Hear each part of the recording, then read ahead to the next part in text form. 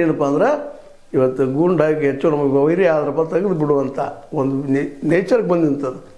ಇಂಥವೆಲ್ಲ ಗಮನಿಸಿದಾಗ ಈ ದೇಶ ಏನಪ್ಪ ಇದು ಗುಂಡಾಗಳ ದೇಶನ.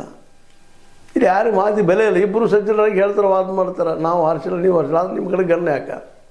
ಇಬ್ಬರು ಹೋಗ್ತಿರಲ್ಲ ಸಾಮಾನ್ಯರೇ ಪೋಸ್ಟರ್ ಸಲುವಾಗಿ ಪೋಸ್ಟರ್ ಹರಿದ್ರಂತ ಇವ್ರು ಶುರು ಮಾಡಿದರು.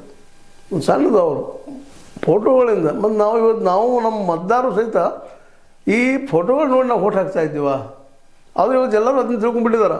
ಭಾಳಷ್ಟು ಕಡೆ ಇದೆ, ಎಲ್ಲ ಕಡೆನೂ ಅಂದ್ರೆ ಅಡ್ಡಿ ಇಲ್ಲ.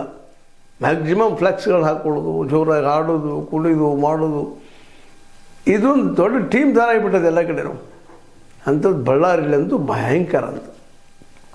ಹೀಗಾಗಿ ಇವತ್ತು ಕಾಂಗ್ರೆಸ್ಸಿನ ಗುಂಡಾ ವಿರೋಧಿ, ಬಿ ಜೆ ಪಿ ಗುಂಡಾಗಳು. ಜನಸಾಮಾನ್ಯರಿಗೆ ಏನು ಕೆಲಸ ಇಲ್ಲ, ಸುಮ್ಮನೆ ಮನೆಗೆ ಹೋಗೋದಷ್ಟು. ಅಲ್ಲಿ ನಿಂತರ ಮೈ ಮೇಲೆ ಬರ್ತದೆ, ಕೇಸ್ ಅವ್ರ ಮೇಲೆ ಹಾಕ್ತಾರೆ.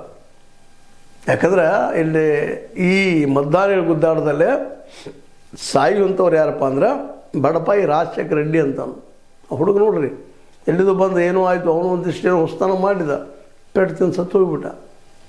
ಸಣ್ಣ ವಯಸ್ಸಿನ ಹುಡುಗ. ಇಂಥವು ಅನೇಕಲ್ಲಿ ಕೆಲವು ಸಿಕ್ಕಿದಾವೆ, ಕೆಲವೊಂದು ಇಲ್ಲ, ಮುಚ್ಚಿ ಹೋಗ್ಬಿಟ್ಟಿದ್ದಾವೆ. ಅದರಲ್ಲೂ ಜನಾರ್ದನ ರೆಡ್ಡಿಯ ಕಾಲದಲ್ಲಂತೂ, ಹಿಂದಿನ ಕಾಲದಲ್ಲಿ ನಾವು ನೆನಪಿಸ್ಕೊಂಡ್ರೆ ಬಳ್ಳಾರಿ ಹೋಗಿಸೋದು ಭಯ ಆಗ್ತಾಯಿತ್ತು.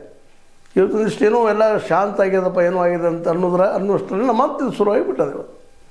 ಮತ್ತು ಜನಾರ್ದನ ರೆಡ್ಡಿ, ಡಿ ಕೆ ಶಿವಕುಮಾರ್ ಅವರು ಹೇಳುವಂಗೆ ಜನಾರ್ದನ ರೆಡ್ಡಿ ಬಳ್ಳಾರಿಗೆ ಬಂದರೂ ಮತ್ತೆ ಶುರುವಾಯಿತು ಇದು ಗುಂಡಾಗರ್ದಿ, ಕಾಕತಾಳೀಯವೋ ಮತ್ತು ನಿಜನೋ.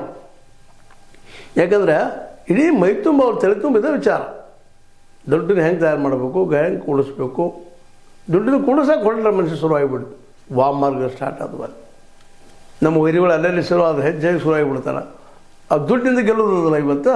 ಅದು ದುಡ್ಡು ಸಂಗ್ರಹಕ್ಕೆ